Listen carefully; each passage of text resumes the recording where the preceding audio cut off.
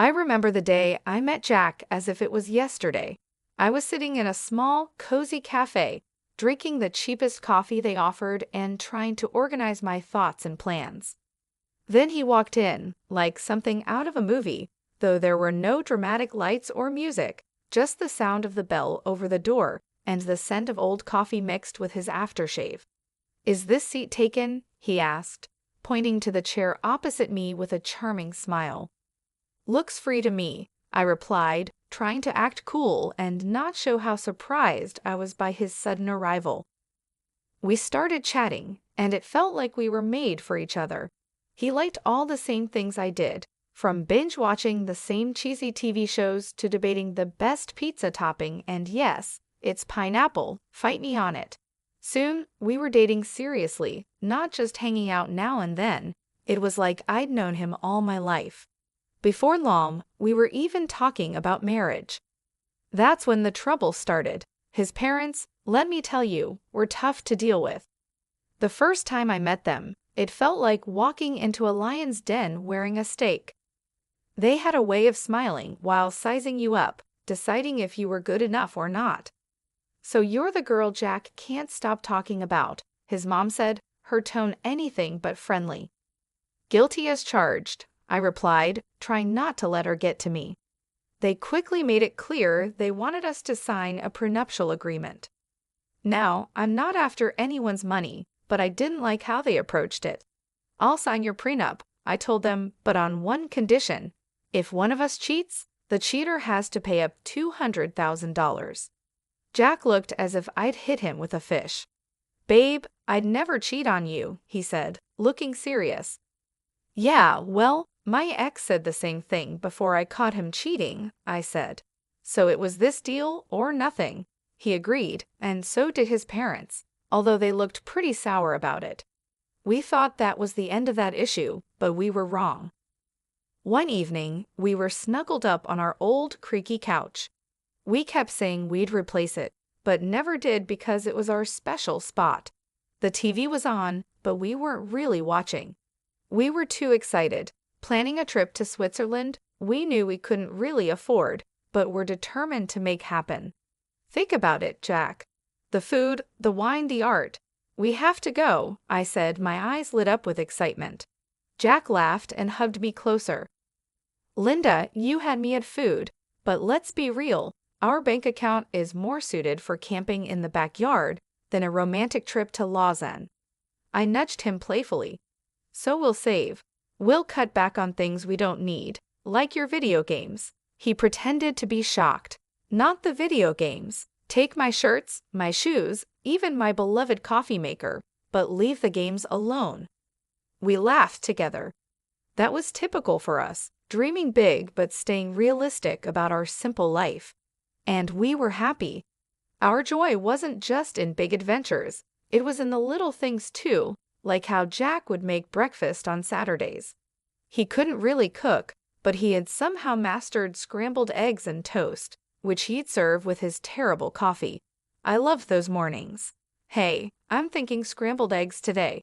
What do you think?" he'd ask, already heading to the kitchen. "Only if you promise not to burn the toast this time." I'd shout back, adding, "And I'm making the coffee." One day, while we were washing dishes together, a simple task that felt special because we did it together, Jack brought up a topic we had been avoiding. "Linda, we need to talk about, starting a family," he said, breaking the comfortable silence. I paused, holding a plate. "I know, it's just scary, isn't it? What if we can't?" Jack turned to me, drying his hands on a towel. "Then we'll handle it together, but we won't know until we try, right? How hard can it be?" I laughed, feeling a mix of nerves and love. Famous last words, babe. But that's how we were. No matter what came our way, we faced it together. Even when his mom started hinting about wanting grandchildren every chance she got, we managed. "Linda, darling, when are you going to give me some grandbabies? You're not getting any younger, she'd say. Her tone was sweet, but her words were sharp. I just bite my tongue, smile, and say, "We're working on it, aren't we, Jack?" And he'd jump in, "Yeah, Mom, Give it a rest, will you? These things take time. But as the year went on, the pressure increased. It wasn't just from his mom, but from within us too. We wanted a family, but it wasn't happening as easily as we hoped. Since Sophia found her new hobby of making my life difficult, our home felt like a battleground, her sharp words the main weapon. It all came to a head one Sunday lunch, a day meant to be relaxed and peaceful.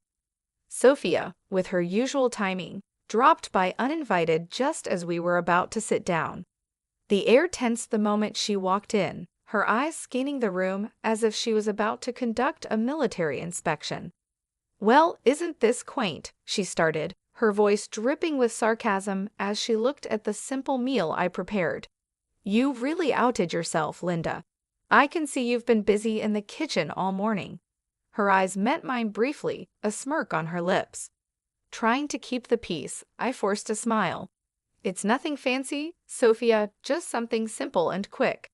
Please have a seat." As we sat down, she began her usual tirade. "You know, Linda," Sophia said, her voice loaded with condescension, "I was talking to Mrs. Charlotte the other day, and she mentioned how her grandson was just born. It got me thinking, when are you and Jack going to give me some good news? You're not getting any younger." I felt my cheeks burn with a mix of embarrassment and anger. I glanced at Jack, hoping for some support, but he seemed suddenly very interested in his plate. "Mom, come on," Jack finally muttered, but it was half-hearted, and we all knew it. Sophia continued, relentless. "I don't mean to be harsh, but you're not a charity. You work hard for your money. Why waste it on Linda if she can't do her basic duties as a wife? Hiring a cleaning service and a cook would be much more efficient, don't you think?" That's when I couldn't hold back any longer. "Sophia, I am trying my best here. It's not like I don't want to have kids. And as for the house and my cooking, I didn't realize marriage was a service contract." Sophia scoffed. "Well, it's not a free ride either. You have responsibilities, Linda, which you're clearly not fulfilling." The room was thick with tension, and I could feel tears starting to form. But what hurt the most wasn't Sophia's words, it was Jack's silence. He finally spoke up, but it wasn't to defend me. "Yeah, Mom has a point. Maybe we should consider getting some help around here. It would make things easier for you too." His words felt like a betrayal. It was clear I was on my own. Over the next few days, Sophia's visits became more frequent, and with each visit, her criticism got sharper. She'd inspect the house, pointing out every speck of dust or a pillow out of place. "You call this clean?" she'd scoff. "My eyes must be deceiving me because this looks like a pigsty." Then came the comments about my appearance. "Is that what you're wearing? You know, a wife should dress to please her husband. It's no wonder Jack is always so tired. He has to come home to this." I tried to fight back. "Sophia, I don't dress for Jack. I dress for myself. And he's tired because he works hard, not because of what I wear." But it was like talking to a brick wall. Sophia had made up her mind about me, and nothing I said or did would change it. Jack's lack of support was the biggest blow. Each night after his mom left, we'd argue. "Why won't you stand up for me, Jack? She's walking all over us, and you're just letting her." "Linda, she's old and set in her ways. What do you want me to do? Kick my own mom out?" "No, but I want you to be my husband, to stand by me, not her." It was clear this was about more than just Sophia's disapproval. It was about us, our marriage, and whether we were strong enough to stand together or let Sophia's criticisms tear us apart as the days turned into weeks. I realized this wasn't just a temporary issue, it was a full-on attack, and if we didn't act soon, there might not be anything left to save. Things between me and Jack had been cold since Sophia intensified her criticisms. But it wasn't just our home life that was under pressure. Jack himself had started acting strange, and it wasn't just because he was stressed at work. It was something more, something that made my stomach churn. It began with phone calls. Jack used to be open about his phone. We didn't keep secrets from each other. But then he started leaving the room whenever he got a call, and it was always the same caller ID, Paul Work. One evening, I tried to sound casual and asked, "Who's Paul Work?" Jack flinched, a clear sign he was nervous. "Oh, just a new guy at the office, asks a lot of questions," he said. But there was more. Jack, who was never into fashion, suddenly started caring about how he looked. The graphic tees and old jeans were gone, replaced by crisp shirts, slacks, and even cologne. "Since when did you start caring about smelling like a department store?" I joked one morning as I watched him comb his hair in a new style. He just smirked too quickly, just felt like changing things up. No harm in that, right? And then there were the late nights at work, which became more frequent. "Another long one, babe?" I texted, trying not to sound needy. "Sorry, this project is killing me." "Won't be late, I promise," he'd text back. But it would be well past midnight before I'd hear his keys in the door. I couldn't shake the feeling that something was wrong. It followed me like a shadow. That's when I decided to hire a private detective. It felt like something from a cheesy TV show, but I had to know for sure. The evidence came in a plain brown envelope, as heartbreaking as it was conclusive. Photos of Jack with another woman, their closeness unmistakable, caught in moments that shattered our years together. But it was the recording that hurt the most. Their conversations, filled with affection and plans, made it clear they were in love, or at least he was with her. I sat there with the evidence laid out in front of me, feeling a cold realization. This was the proof I might need if we ended up in a tough divorce. The photos captured moments stolen from our life together, and the recorded words betrayed every "I love you" he had ever whispered in my ear. But I kept it all to myself, a painful burden I chose to bear alone. I wasn't ready to confront him, not yet. I needed a plan, a way to handle the collapse of our marriage while keeping my dignity. The following days passed in a blur. Jack kept up his act, and I played the role of the perfect wife, smiling on the outside while breaking inside. Our conversations became a careful dance around the truth, each word measured, every laugh forced. "Everything okay, Em? You've been quiet," Jack would ask, his concern sounding real. "Yeah, just tired, you know. Work's been crazy," I'd reply, the lie bitter in my mouth. It was just another ordinary day, or so I thought, until I overheard a conversation that changed everything. I was passing by Jack's office, the door slightly open, when I heard their voices. It was Jack and his mother, Sophia, and they weren't just making small talk. Their tone was serious, full of intent. "I'm telling you, Mom, I can't do this anymore. It's not just about the kids. I've lost all feelings for Linda. It feels like we're roommates, not husband and wife," Jack said, his voice strained and tired. Sophia's response was sharp. "Of course you feel that way. She hasn't given you a child. And what else has she really brought to this marriage? But let's not rush things. My 65th birthday is coming up, and we wouldn't want to miss out on a generous gift from her, would we?" The cynicism in her voice was like a knife twisting in my gut. They were using me, planning to keep me around just long enough to benefit from a generous birthday gift before casting me aside. "Exactly, dear. Just bide your time a little longer," Sophia confirmed, her voice dripping with malice. I stood there, frozen, feeling both shocked and angry. They were planning to push me out of the family as easily as making a grocery list. The pain was deep, but it ignited a fierce desire for revenge within me. They thought they could use me and toss me aside when convenient. I was determined to show them that I wasn't just a pawn in their twisted game. A few days later, during a family dinner that felt more like an act than a meal, Sophia brought up her upcoming birthday with a smirk I had grown to hate. She leaned in and asked, "So Linda, dear, what are you planning for my birthday? Something special, I hope." I looked at her calmly and said, "Actually, Sophia, I was thinking of hosting a dinner at the city's most luxurious restaurant, a night you won't forget." Her eyes lit up with greed, and she shared a quick, satisfied glance with Jack. They thought they had cornered me, but they didn't know I was already 2 steps ahead. Oh, Linda, that sounds delightful. Just close family, keep it intimate, Sophia said, her voice dripping with fake sweetness. Of course, Sophia, it'll be our pleasure, I replied, the words tasting bitter in my mouth. The weeks leading up to Sophia's 65th birthday felt like a slow march to a big showdown. Every smirk from her and every indifferent shrug from Jack strengthened my determination. My plan was simple yet bold: host a lavish dinner as a supposed loving gesture, then drop a huge surprise. Like all good plans, the details were crucial. The night before the party, tension filled our home. Jack, unaware of the brewing storm, lounged casually on the couch, scrolling through his phone. "Everything set for tomorrow?" he asked, not looking up. "You could say that," I replied, my voice hiding the chaos inside.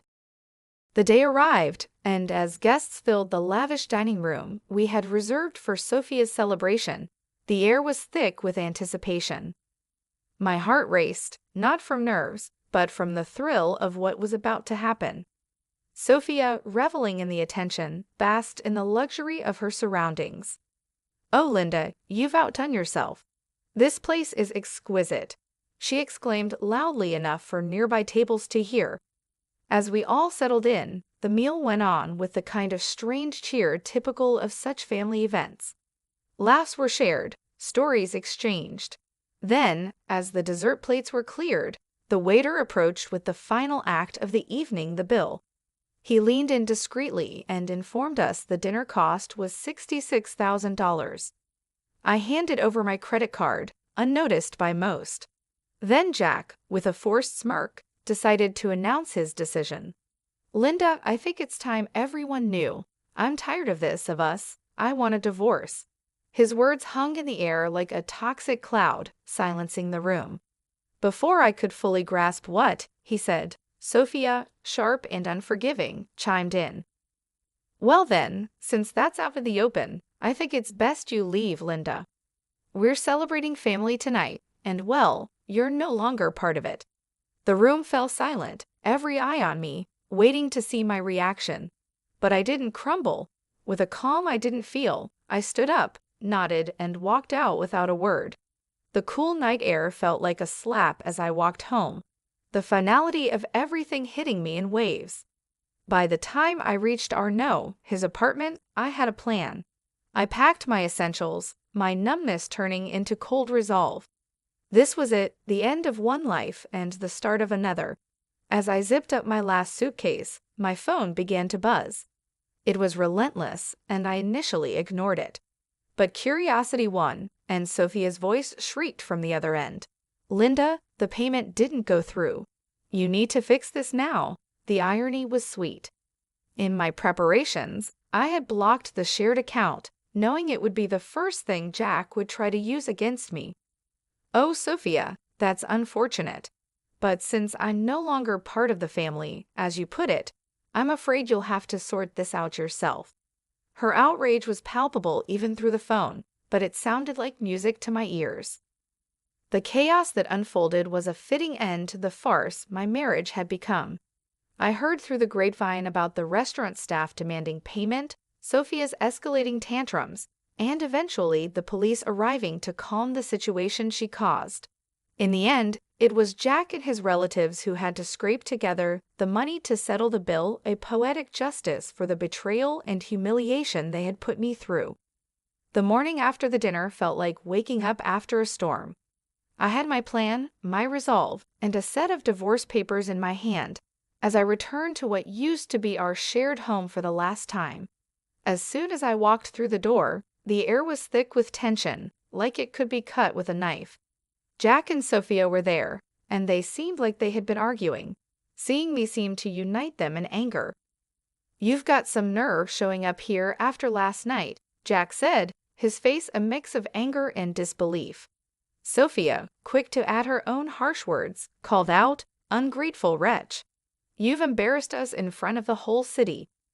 Do you know how humiliating it was to have the police calm me down? People were laughing, filming.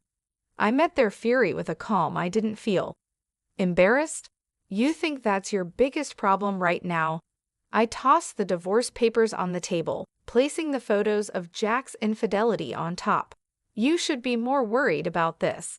Jack's face went pale as he picked up the photos, with his mother looking over his shoulder. Their anger turned to shock, and then to panic as they realized what I had. And let's not forget the prenup, shall we? I continued, my voice steady. You cheat, you pay $200,000, to be exact. Sophia's face twisted into a snarl. You wouldn't dare. You can't do this to us. Oh, but I can, and I will, I replied, my tone cold and final. Realizing the seriousness of the situation, Jack changed his approach. Please, let's talk about this. We can fix it. I couldn't help but laugh, bitter and hard. Fix it? You think you can just undo everything with a few words? No, Jack, it's done. Sophia, ever the manipulator, tried to soften her approach, her voice full of fake concern. Linda, darling, think about what you're doing. This will ruin us. That ship has sailed, Sophia. You should have thought about that before. Their begging turned to pleading, their words a desperate scramble to salvage what they could, but my mind was made up. I was done being the victim, done with their lies and manipulations. In the end, Jack had no choice but to borrow the money from his parents to pay me. As I left that house for the last time, check in hand, I felt a weight lift off my shoulders. After everything that had happened, I was finally free. I used the money from Jack to make a down payment on a small but cozy place of my own. It's amazing how much peace you can find in a home that's all yours, where every corner feels like a safe haven from the chaos of the past. Life is quieter now, and I prefer it that way. I've got a job that keeps me busy, friendly neighbors who nod and smile, and a little garden that's all mine to take care of. But every now and then, I hear some gossip about Jack and Sophia. Just the other day, I was getting coffee from the local spot where people gather, and I bumped into someone from the old neighborhood. After some small talk, they leaned in, lowered their voice, and said, "Hey, have you heard the latest drama with your ex and his mom?" Their eyes were shining with excitement. I raised an eyebrow, curious yet detached. Can't say that I have, do tell. They seemed to enjoy sharing the news. It seems Sophia isn't too happy with Jack's new girlfriend. Word is, they're fighting like cats and dogs. Makes your situation look like a walk in the park. We moved on from the topic, but as I walked away with my coffee, I felt a deep sense of relief. There was a time when news like this would have upset me, but now it's just another piece of someone else's story. These days, my biggest concerns are whether my tomatoes will ripen before the squirrels get to them, or if I'll ever manage yoga without looking like a newborn deer on ice. Life's simpler, quieter, and so much sweeter on this side of chaos.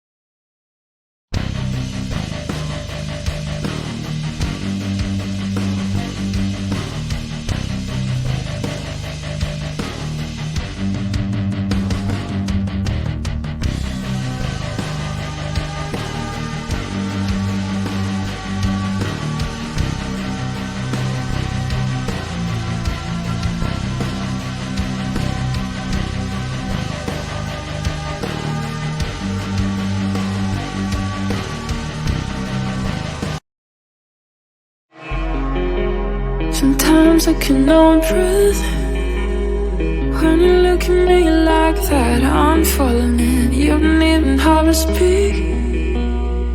I'll be calling out your name. Not that I couldn't feel this way. You came up on me like a rain on a sunny day. Now I don't feel the sun. I can't